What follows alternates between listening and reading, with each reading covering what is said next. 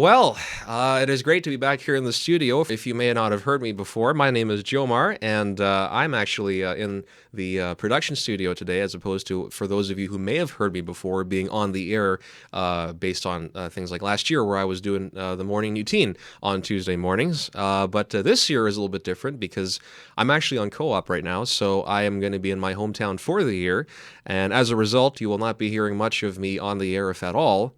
However, I am still going to be producing some content, and I do look forward to producing content over the course of this year. And that will start today because we have a special guest in the studio who not only will I be able to interview, but we will actually get to hear a little bit of her performing.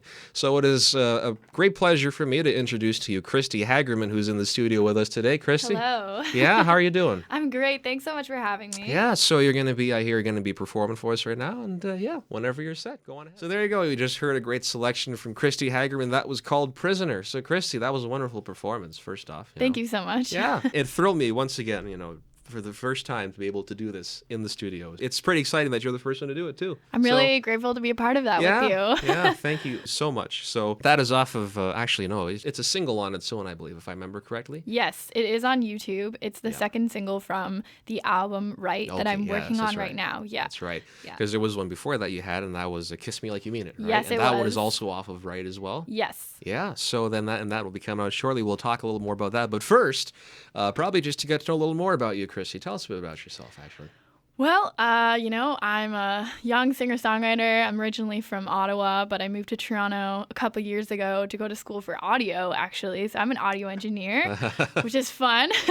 So it's fun being in the producer studio here. And and then I did an internship with Oak Recording Studio after my year in audio. And then there's so much that happened over that course of time, but basically now I'm working in music full-time as an artist. I'm working with an independent label out of Oak Recording Studio called Our Audio Kin Records and playing a lot of shows. I just love music. I just want to sing it all the time. Oh yeah. Yeah, and you mentioned production. You can actually thank Kristy for some of the contribution to the audio levels that we have in this conversation right now. Anytime, I'm here for you. But yeah, you mentioned you were with Oak Recording Studio. You mentioned it was an internship with them, right? Yeah, so it's kind of a funny story, but it just happened really organically. During my internship, I was there learning sort of like a continuing education of what I learned in school. So I was doing some back-end stuff like tuning, editing, mixing in the studio, and just really getting my hands wet or hands dirty. I think that was like two different things at the same time. But yeah, so that was great. And then at the end of the internship, Damon, who's the owner of Oak and the lead producer there, we worked really closely together during my internship, and I would consider him to be like a mentor. And at the end of the internship, he was like, why don't we make a song together sort of as like a thank you.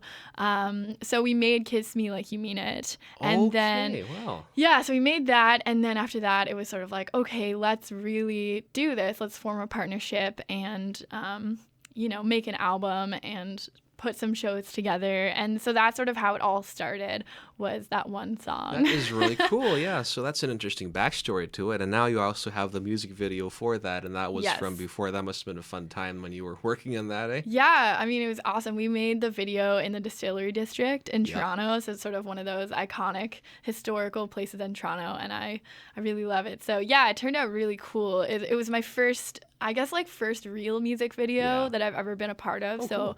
I feel like I learned a lot, from that. So no, and it's funny because also being so local here, you see it and you'll think, oh, I recognize that place. Yeah, that's a distillery. And then you're Prisoner, for spoilers though, for people who haven't seen it. It's actually one of the TTC subway stations, yes, right? Yes, it is. It's in one of the subway stations. That's right. And it's like, oh, I remember somebody actually shot a video here.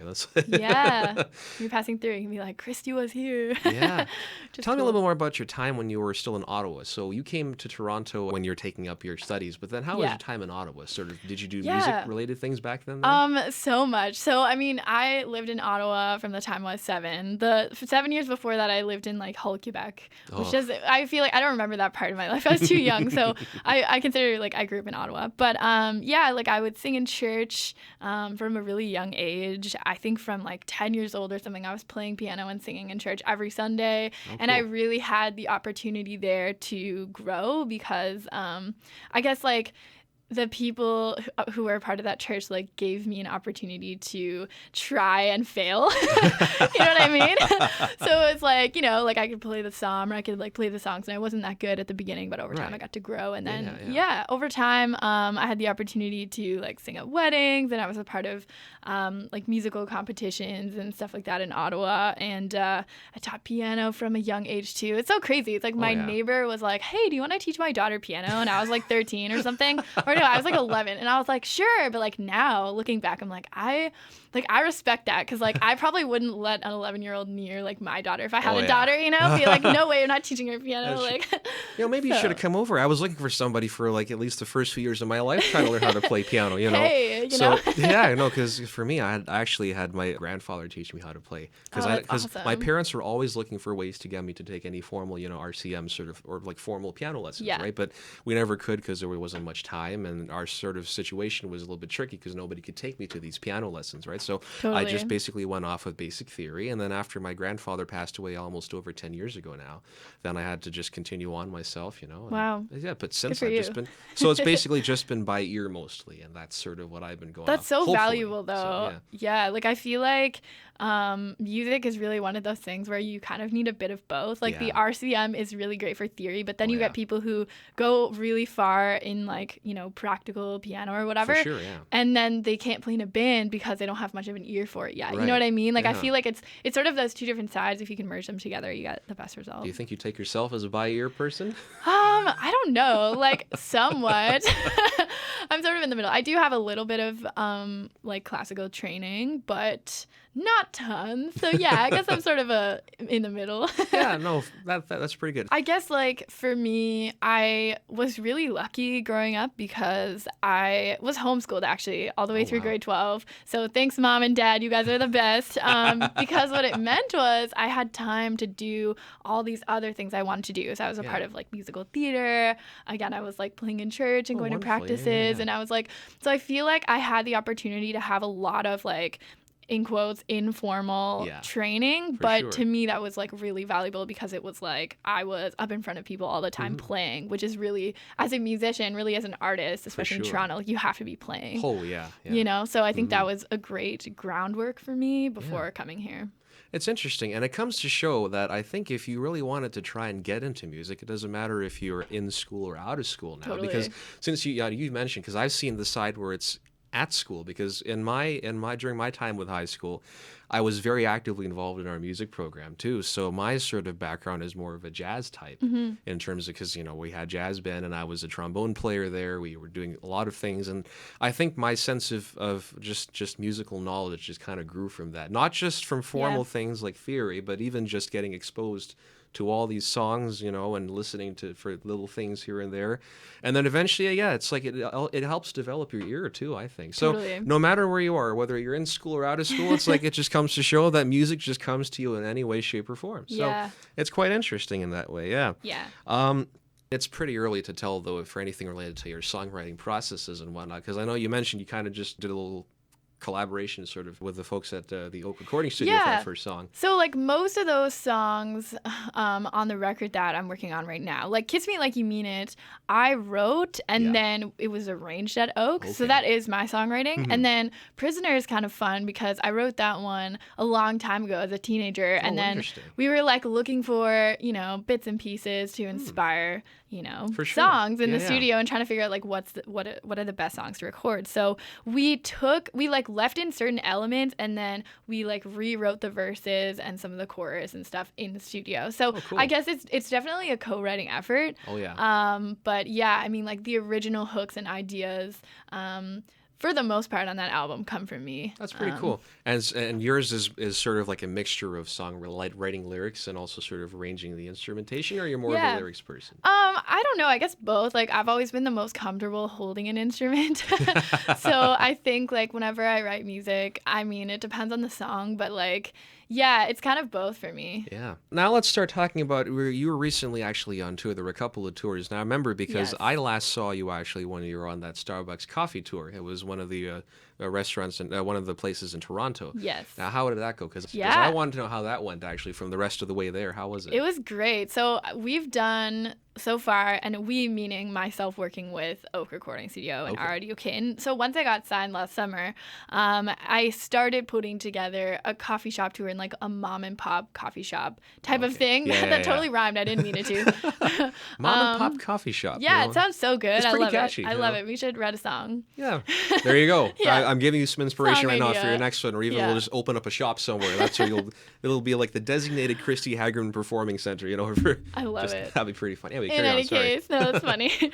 Yeah, so I put together like a 24 show coffee shop tour in independent coffee shops all over Toronto, and I booked a different opening act for every show. So that was sort of the template. And for me, that's my favorite part of all of that, is just getting to meet and getting to, look for new artists in Toronto who are playing, singer-songwriters. Like, there's so many really talented people here. Oh, yeah. So it's been awesome for me to have the chance to, give people that I've met who are awesome a place to play. For sure. So we approached Starbucks at the beginning of the year in Toronto initially. And we're like, let's sort of take the same template and do it again in Starbucks, because, Starbucks would be sort of like a level up for us. And they're always packed, which is awesome. Sure, yeah. And Starbucks is such a great company. I've really had a great experience working with the people that I've met. So we put together 20 shows, and we played, or I guess I say we, but I played them with like the openers, like I'm not a we, I'm an I, like I don't know what I'm talking about, but we put together 20 shows, and I played 20 shows in February, March, and then we sort of did it again, but this time we did 10 more in Toronto and 10 in Ottawa, which is my hometown, which is awesome. So and that went really, really great.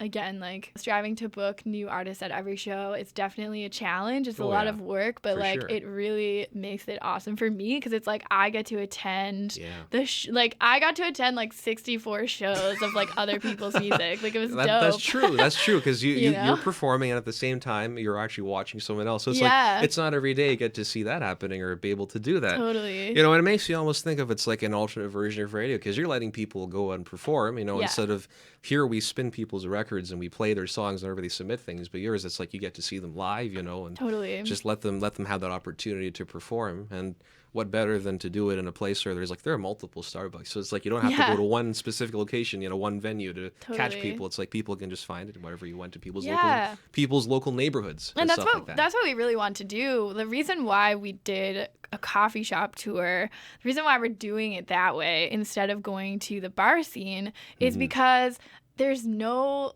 competition. So like, first of all, like I don't have to compete against anyone else to do that, because no one else is doing that. That's right. And then also instead of like trying to convince all my friends to come out to a show, like begging them all to pay $15 at the door, or whatever it is. The cover charge element. I'm like, consider that I moved to Toronto sort of recently in the last couple of years, so I'm building a fan base from scratch. So doing that, like going into the coffee shops and meeting people where they are, like there are tons of people who frequent coffee shops and they love coffee and they love like that chill space, and like they're not necessarily the same people who like have time to go out and about at night, so it's like meeting new people and building a fan base from scratch there. And it's been really great. I've also been pre-selling, I guess, like my record package since the beginning of all of this, so that's been really great too. So I think about it now, and it's almost like you're taking something commonplace, just people going to a coffee shop and just taking their usual whatever it may be, and then just being able to get a free performance and just watch and for you to be able to get to network and to get to know new people. That actually is a wonderful idea.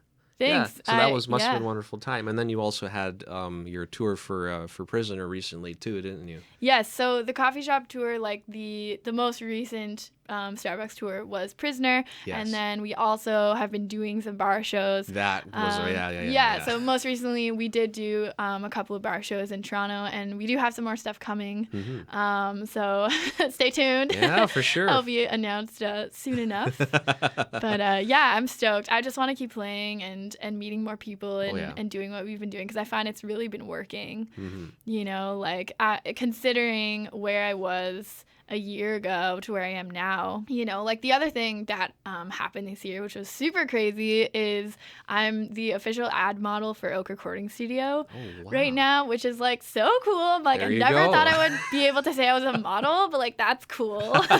You know, modeling in another way, a modeling way that you enjoy. I mean, what am I even saying? It's like it's so relevant though. It's like a relevant music, type of model. Yeah. So it's cool. So that means that I was on a billboard on like Queen East this year for like 3 months, which is super crazy. My parents came to Toronto and they're like taking pictures and like it was awesome, And that's always a fun experience. Yeah, so like outdoor advertising, and then also on the TTC, my face is on all of the Oak Recording Studio ads. I think there's like 200 of them up over the city right now. So all over the city. It's kind of surreal. Like sometimes I got on the bus, I'm like, is someone gonna notice like, that it's me? Like I was gonna say, I wonder how that experience is like, just seeing yourself on a billboard or one of those ads on the subway. Yeah, it's kind of cool. There's been so many of my friends who like I don't know, like they took a picture, like, is this you? I'm like, yeah, it's me. Like, yeah, it's totally me. Oh, that's wonderful. I'm really grateful for the opportunity to, be able to do some cross promotion with Oak, because I think it's really serving both of us. And I'm just grateful to Damon and the team at Oak for giving me a space to grow and challenging me to book more shows and really do this. That's absolutely wonderful. Now, when you are not doing anything musically, do you have any particular hobbies or interests you take up, perhaps? Don't ask me that. I'm just kidding. Prepare. You know what? Like, I'm such a workaholic. Like, I'm not. Like, I do enjoy, like, spending time outside and, like, but most of my time these days, like, I'm recording, I'm in the studio working on my album. It's like, if I'm not doing something musical, I'm probably at home resting, So I don't know. But at the same time, when I was in Ottawa, I got the chance to hang out with family, which is awesome. And I'm always, like, I love the outdoors. I kind of want to go camping more. That's a thing but all of my hobbies are going to be like, I want to do this as opposed to like I actually do. I have or am doing them. It's like I don't really do like, everything I do is like music. So I'm one of those crazy people. But yeah, I mean, it's just, I love what I'm doing. And so, yeah, I count myself very lucky to be working pretty much full time on the thing that I've always wanted to do. Not a lot of people can say that. That's right. I'm really grateful for that. And to be where you are now, it's just it's actually quite remarkable, I tell you. So thank you. It's really good. Yeah. I mean, I guess you could count sleep, as a hobby. I love perhaps. sleeping, but like I don't do enough of it, Say, I think a lot of us, we could very well say the same. I'm trying to get up I'm getting up at 5 a.m. to be able to do my thing Monday to Friday, because like I spend at least, I think, in the morning at least, I spend at least an hour commuting over to my co-op every day. So from Monday to Friday, and then the same thing, actually, if not more, going back.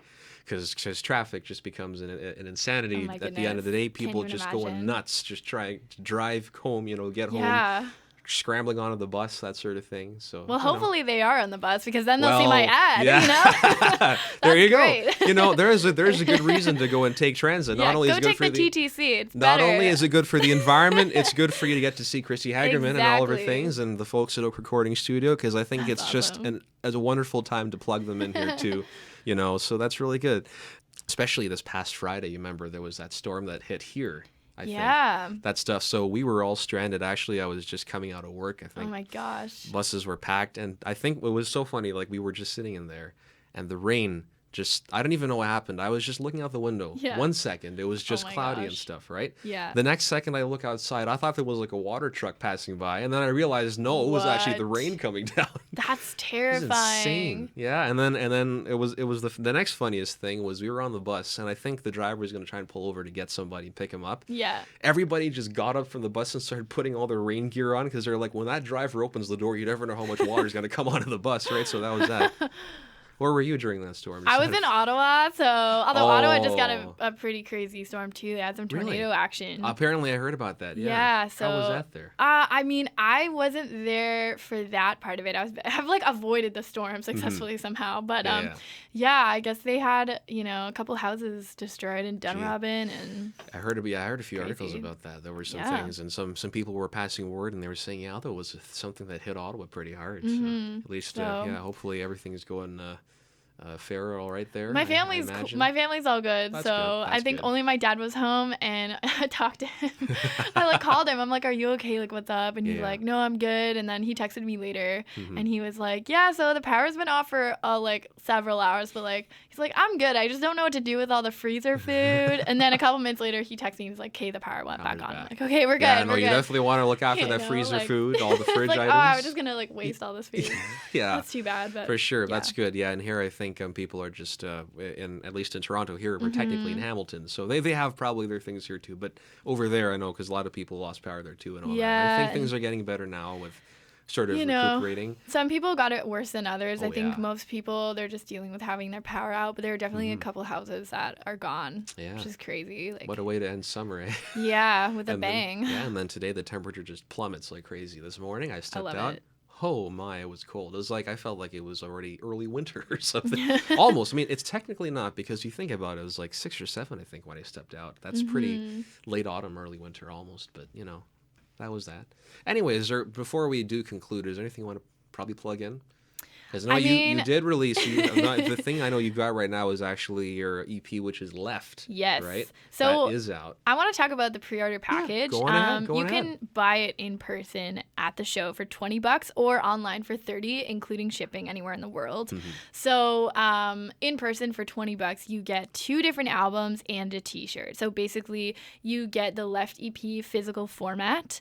I will be sending you the right album when it comes out via MP3. So yeah, that's like. I'm so excited. So don't worry about me. I'm just so excited for that. And then you also get an Oak Recording Studio T-shirt, which of course I'm partnering with them. So for sure. I think it's a pretty good deal. It is. So you should. And go I buy will. it.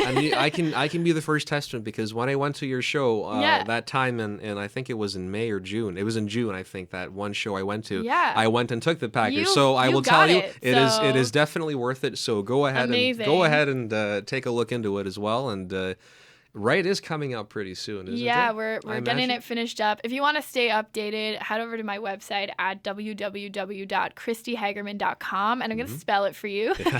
My name, Kristy Hagerman, KRISTYHAGERMAN.com. You can find the pre-order button right there. You can find the 2 music videos that are already out, the first singles from the album, and links to all my socials. And yeah, go check it out. Follow me on Instagram. I'll follow you back. I want to be your friend. Have you got any more performances or things coming up? Yeah, there's going to be stuff getting announced really shortly. So, yeah, if you Okay. head on over to the Instagram and follow along there, I'm always talking about what's going on, keeping people updated. And, yeah, and we do some fun little stories like behind the scenes and Oh, that's kind of pretty working cool. on some other stuff. So, yeah. Yeah. There you go. So go ahead and don't forget to check out Kristy Hagerman on her website as she spelled out for you there too.